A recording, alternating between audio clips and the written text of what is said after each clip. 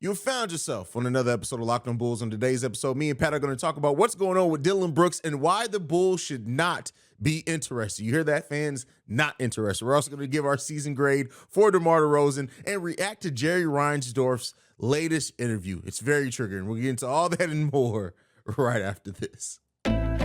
You are Locked On Bulls, your daily podcast on the Chicago Bulls, part of the Locked On Podcast Network, your team every day.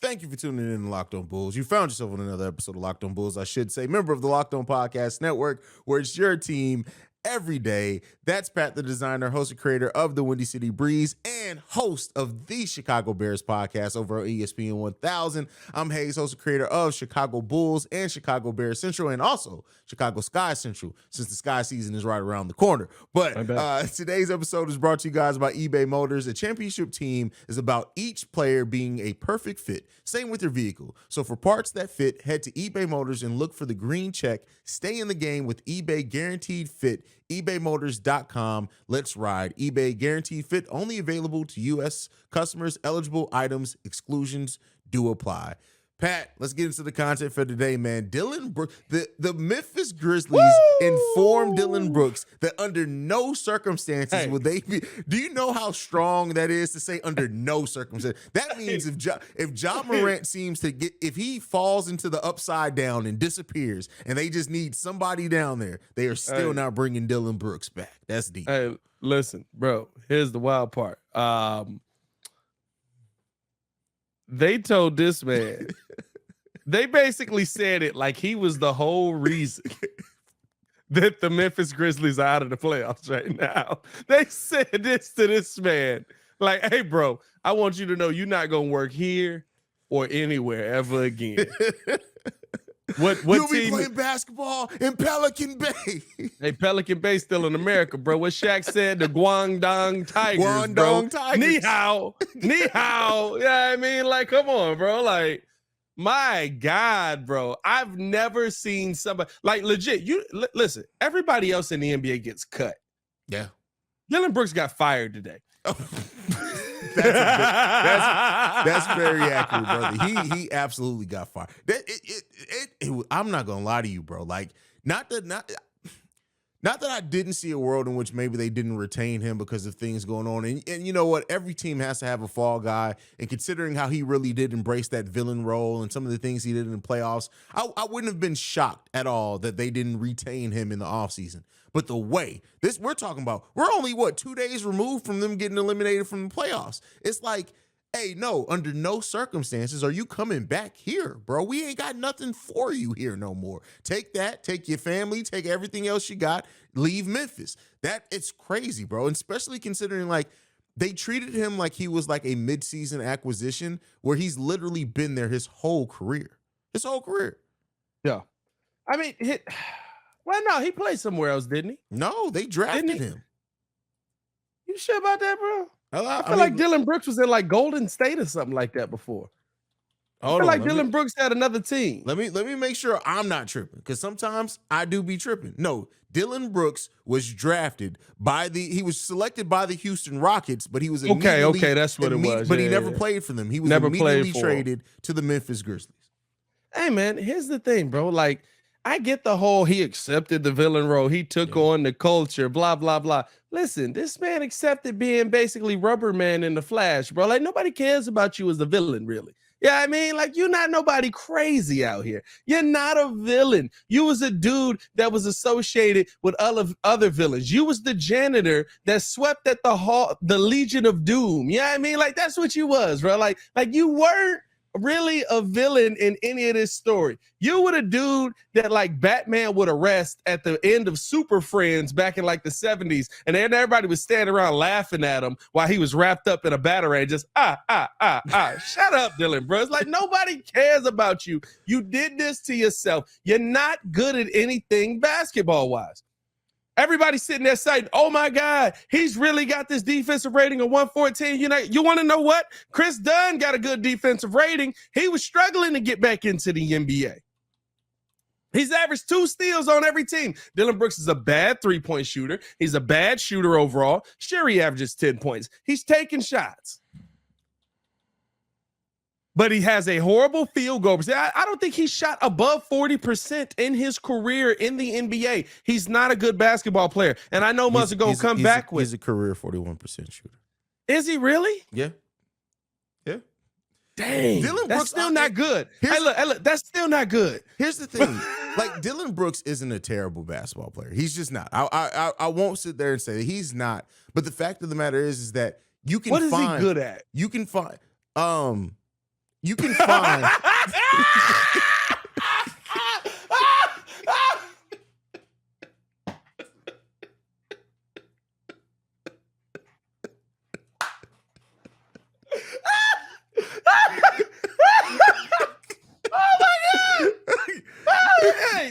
Hey, how deep are we into this segment, bro? Hey, it's over. Hey, we on to the next time. Hey, by the way, Haize, Dillon Brooks to the Bulls. That's the last thing we got to hit.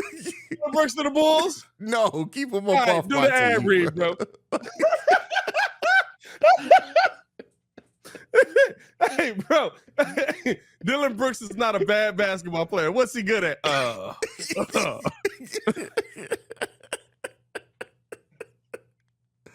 Oh, man. Oh, this is the best part about this. Oh, man. Hey, I don't even care if I live to regret this segment where, like, he come back and had this great game, like they was laughing at Harden. I don't see it happening anyway, but that's, woo. Oh, man, I love off-season content just for that. Yeah, Bro, no, I don't need Dillon Brooks on the Bulls in the slightest. Right? Your face. Somebody clip Haize' face on that, bro. That's the greatest. What is he good at? Oh,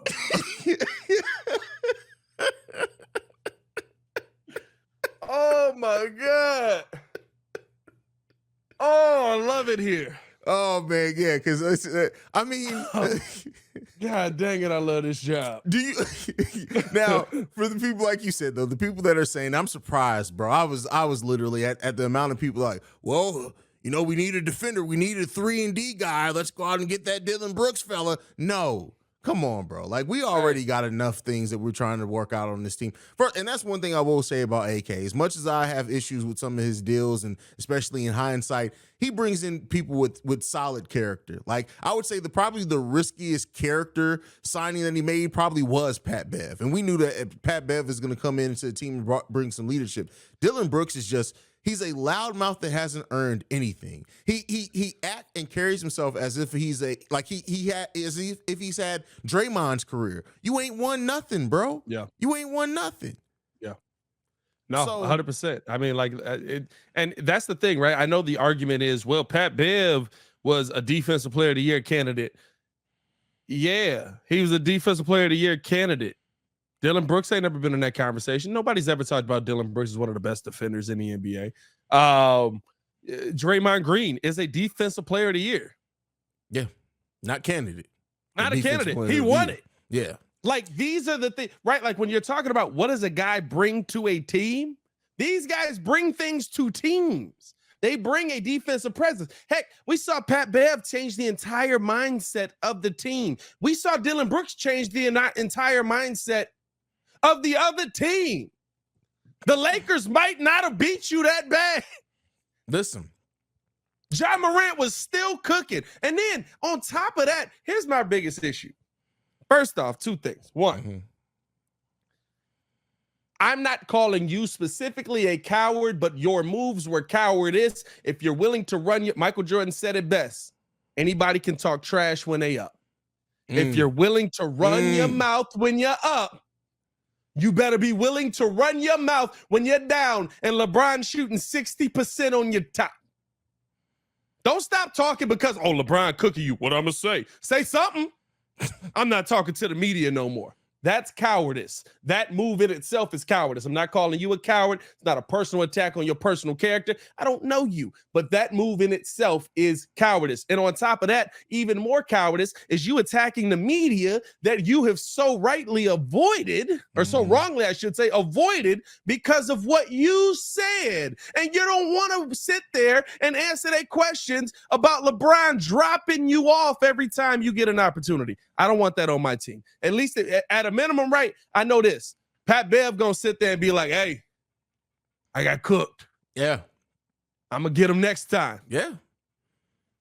That's it. That's it. And before we go off this segment, just to ask, like, because we have cooked him a little bit, rightfully so. He deserves all of that. Do you see it, like, do you think there is redemption? Not here. Let me be clear. Not here. It's not in Chicago. But do you think there's redemption for him in the league? Listen, is it the best of the best in the world or not? He's not a good basketball player. What's he good at? Like, is he better than me? Yeah, 100%. He should be. He's in the NBA. Yeah. Is he better than a D1 player? Probably. More than likely, most D1 players he gonna be better than. But like, he's not a good NBA player. You can't give me one thing that he does well on a consistent basis, night in, night out, that he brings to this team. He is what Koo was talking about with Sadiq Bey when he said, hey, guess what? He's a 3-and-D player that doesn't shoot the three well and can't guard 1 through 4. Facts are facts, bro. There's no spot for you in this league, even though this man got a whole spot on Atlanta. And is fooling the mess out of them right now. Bro, I'm telling you right now, like, don't be surprised if Charlotte signs Dillon Brooks. Don't be surprised at all when I say that. When's Michael selling the team? Just watch what I'm telling you. When's Michael selling the team? If anybody signs Dillon Brooks, watch it be. They're not gonna have no money left over when they throw this huge bag at Kobe White. Kobe White finna get $140 million from the doggone Charlotte Hornets, because you already know Michael Jordan is going all in on anybody from North Carolina. That is so funny, man. But all right, we're gonna go ahead and move off that. Next up, we're gonna be talking about DeMar DeRozan and grading his season. That was funny. What does he do well? But before we do that, we gotta talk to you guys about one of our sponsors. We put this first. This show is sponsored by BetterHelp. It's so easy to get caught up in what everyone else needs from you and never take a moment to think about what you need from yourself. But when we spend all of our time giving, it can leave us feeling stretched thin and burnt out. If you're thinking about starting therapy, give BetterHelp a try. It's entirely online, designed to be convenient, flexible, and suited to your schedule. Just fill out the brief questionnaire to get matched with a licensed therapist and switch therapists anytime for no additional charge. I can't stress enough, as somebody who hasn't went through therapy, while you got to sometimes try out different therapists. You got to make sure that it's a fit. So yeah, make sure you do that. You can find more balance with BetterHelp. Visit BetterHelp.com/LockedOnNBA today to get 10% off your first month. That's BetterHelp, HELP.com/LockedOnNBA. Hey, that's literally going to be an all-time moment of the show. What does he do well? Hey, you said, I got nothing. You were so ready to defend him. I wasn't defending him. I was just going to say he's not a bad, I mean, he's not Denzel Valentine out here. He's not Denzel Valentine out here. Haize, I'll bet you right now, if we compare their numbers, and we can take time out of this segment, they're not that far off. I will bet you right now. Look up Denzel Valentine numbers. I look up Dillon Brooks numbers right now. Oh, man, that is hilarious, bro. We going into overtime on a Cook show. Hey, what's up with StatMuse and StatMuse Plus? What's going on with that? StatMuse Plus? Is they trying to charge for stuff now? Yeah. You can't get the advanced analytics no more. Oh. Yeah, they own that. Well, luckily we got the. We got Basketball site. Reference. You know what I mean? We also got them. We still got them. You know, we can get the advanced numbers. We ain't worried about that. They can keep that. All right. So let's look. Career numbers. We're going off career numbers. I ain't gonna lie. I didn't realize Dillon Brooks had a 16 point per game season. He has an 18 point per game season. Hey, yo, what the heck is going on? That's what I was saying. Like, he's not bad. He's not good. He lives in that area where it's like above. Hold up, though. Hold up. Realistically, though, 14 points a game. Mm-hmm. 0.9 steals, 2.1 assists 3 rebounds. What's Denzel Valentine? Denzel Valentine's career number, 7 points per game on 39% shooting, 36% from three-point range, 1.8 assists, 0.6 steals, 0.1 blocks, and almost a turnover per game in his career. Hey, I'm not gonna lie to you, bro. Told you. The shooting percentage. It's not as bad as what you thought. No, right? no, it's terrible. Denzel Valentine shoots better than he does. Denzel Valentine's a career 39.4% shooter. Dillon Brooks is 41.6. From what? From where though? From where? Oh, overall field goal. You talking about from 3? I was talking about from 3. Oh yeah, Denzel's cooking them from 3. It's 34% from Dillon. From the field goal percentage, it's 36 for Denzel. So it's only it's not that far off. Hey, 36 and 34 is different though. It's not really, but it is way more per game than what 41% from the. You can't tell Stacey King that. Oh no, 41% from the field. Ended Denzel's career, man. Denzel ain't been back in the league since that. No, he played for the Jazz last season. He was another old bull that showed up for the Jazz for 2 games. 2 games. He played for the Jazz I was about to say. I thought he got some real time out here, and they really just ran back the 2015 Bulls. So let's do it. Laurie developed here. Let's also show you guys what you got wrong. Hey, you know what I mean? Chris, they tried to break our souls out here. Let's get into the second topic. But man, all right. So we've been doing our player grades. You did Alex Caruso on your solo episode. We collectively we evaluated Zach LaVine's. Now we're on DeMar DeRozan. So looking back at DeMar DeRozan's 2022-23 season, how you feeling about it, Pat? Again, it's one of those things where I love the second half more than I love the first half because I feel like DeMar fit a lot better. But I do think DeMar had a good first half of the season, right? Still being able to go out there and score points. I think there were times where we looked at him and he took away from what we wanted the Bulls to be. But I can't say that he wasn't a good player for this team throughout the season. I think he did add offensively to the team. Defensively was the biggest problem that we had with DeMar DeRozan. I mean, going back to 24 points a game, though, taking a little bit of a step back, like I said, in the second half of the season, and allowing Zach LaVine to be a leader on this team and be a lot better. Didn't shoot the 3 ball as well this season, but did take more of them. Yeah. Shot at 32% for the 3-point line, but did take more 3-pointers this season. He took, not really. He took 1.9 3-pointers a game.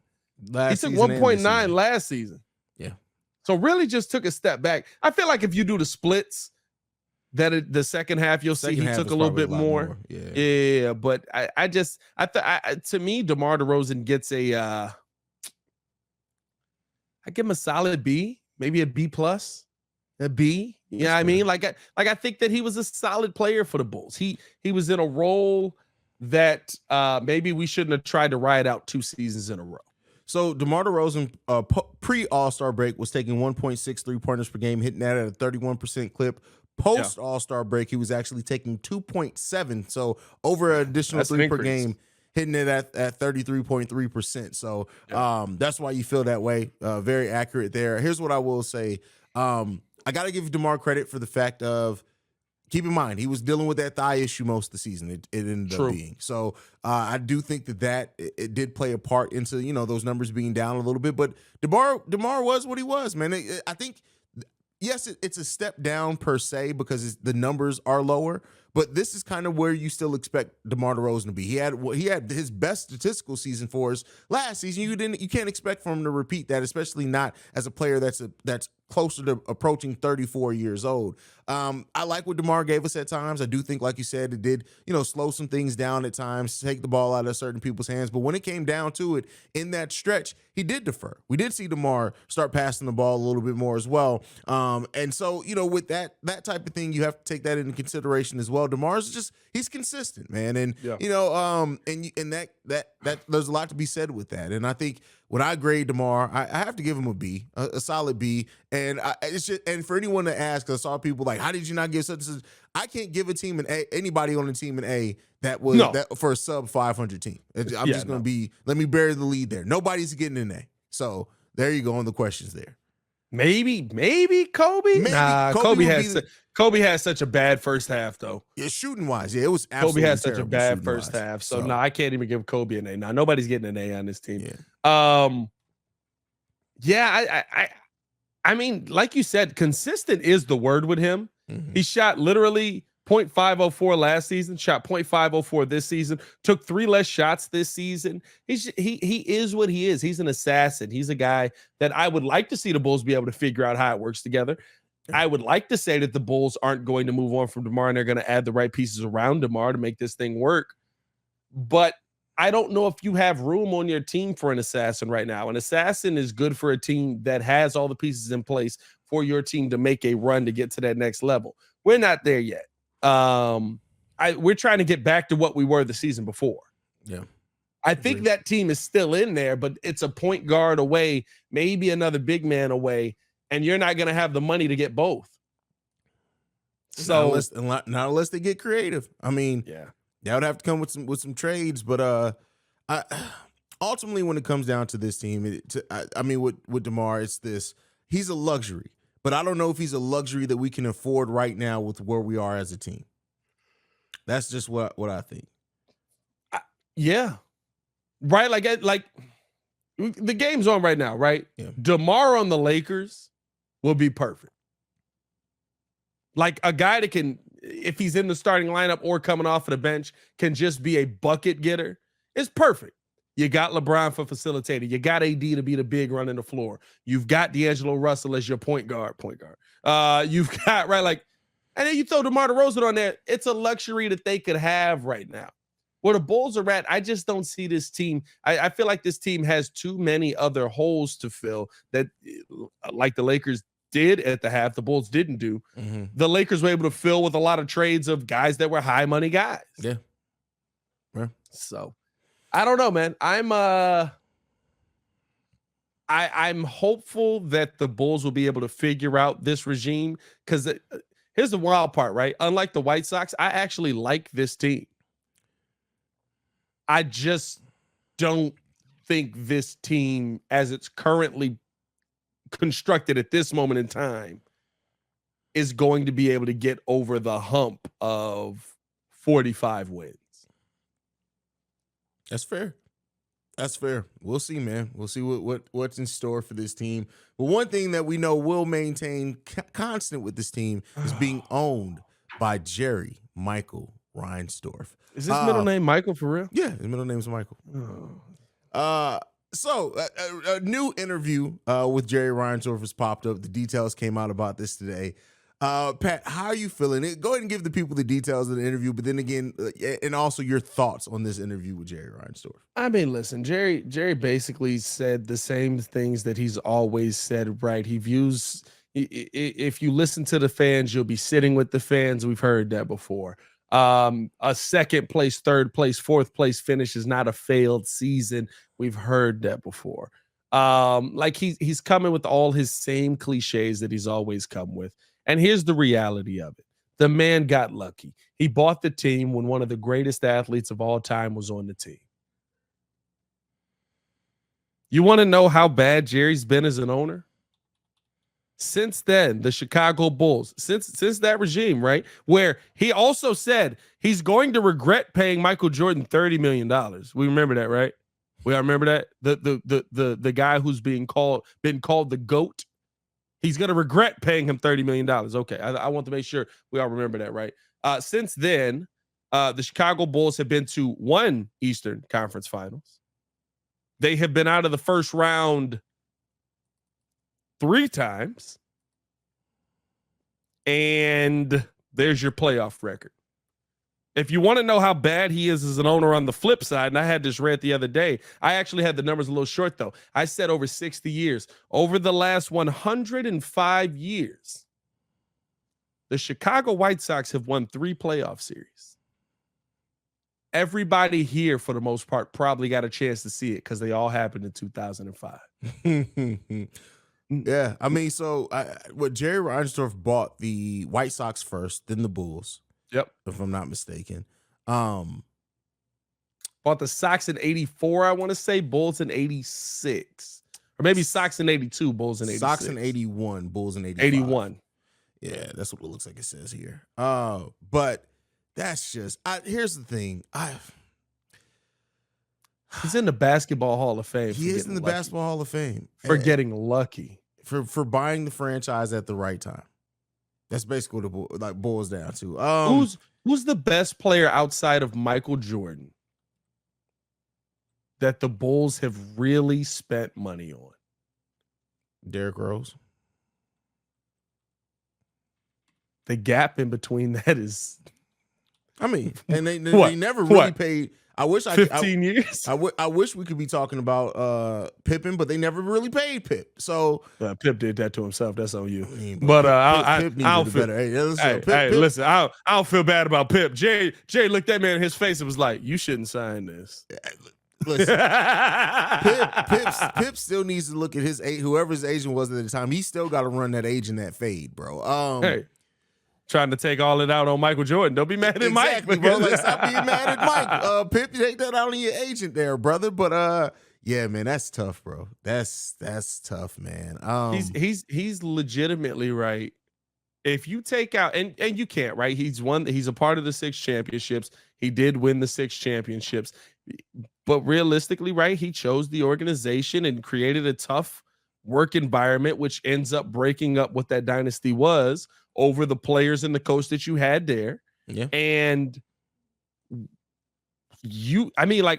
I always think about the next iteration that they built. But the fact that you let friendship and nepotism come in. The next iteration they built was a good team. Ron Artest, Brad Miller, Jamal Crawford. That's a good core.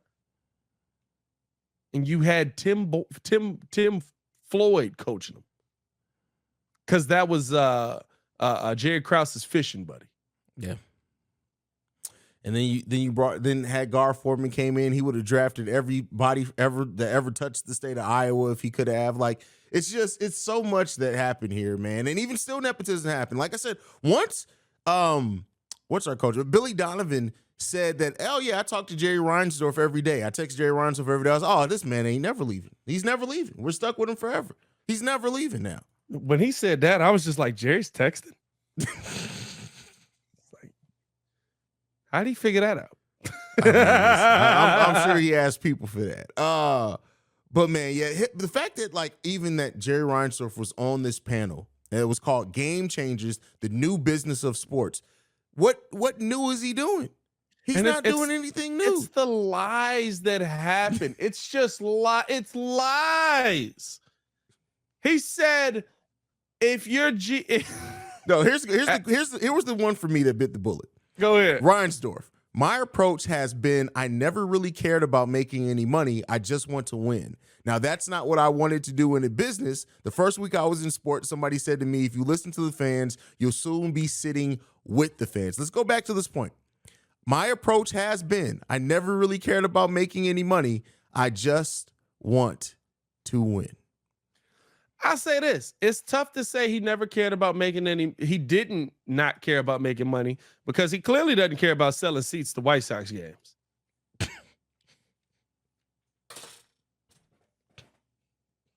I mean, like, because if you did, you put a product on the field that was going to sell them seats. Because you already know we're not coming to sit in the cold if it's not a good team. Wait, I didn't see this one either. This is another quote. If you think you know more than if you think you know more than your GM or head coach, then you've got the wrong GM. Sometimes you have to bite your tongue and have faith, but you can't make the decisions for your baseball. See, this is the thing. Jerry has you can tell Jerry loves baseball. He cares about making money with basketball. No, I can't.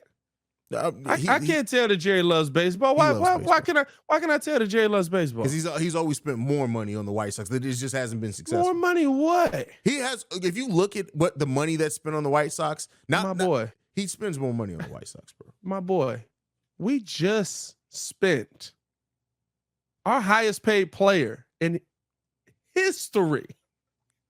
Just happened this year. Yeah, it just happened this year, and he sucks. What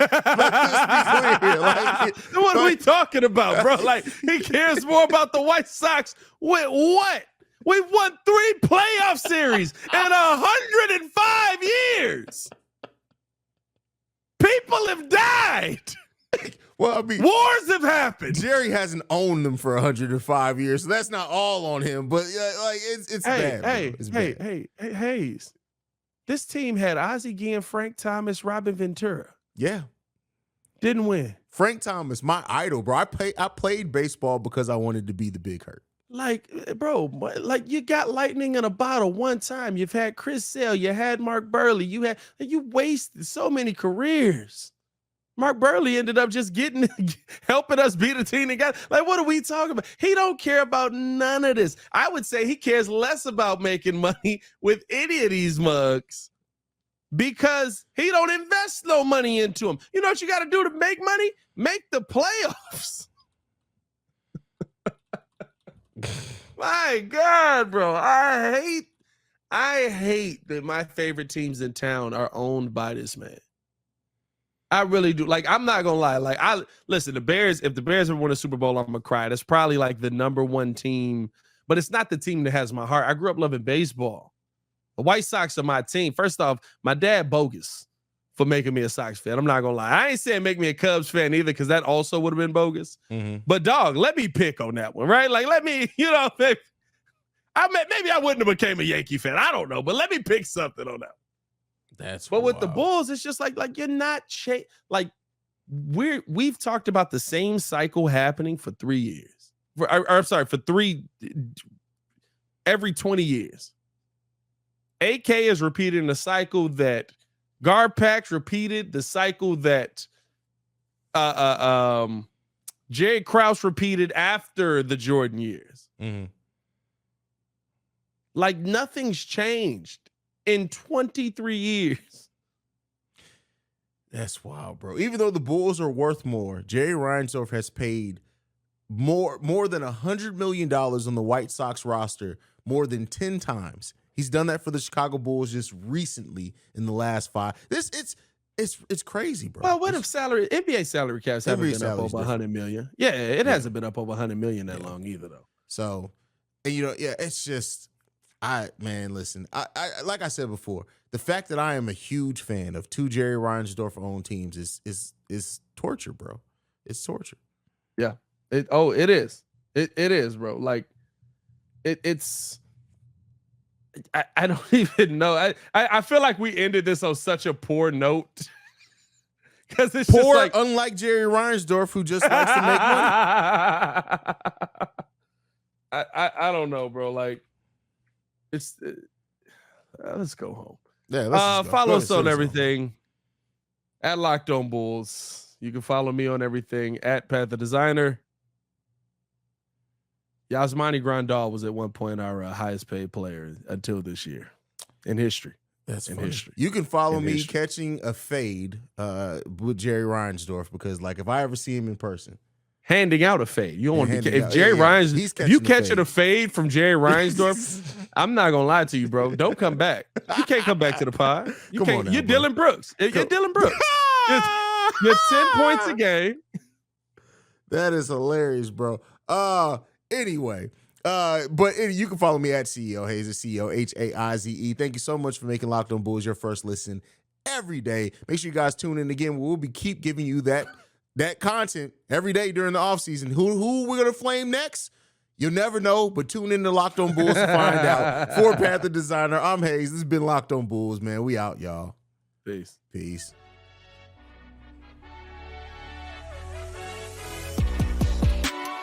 Hey, hold up. This man averaged 18 points in 32 games. I'm back on your heels, bro.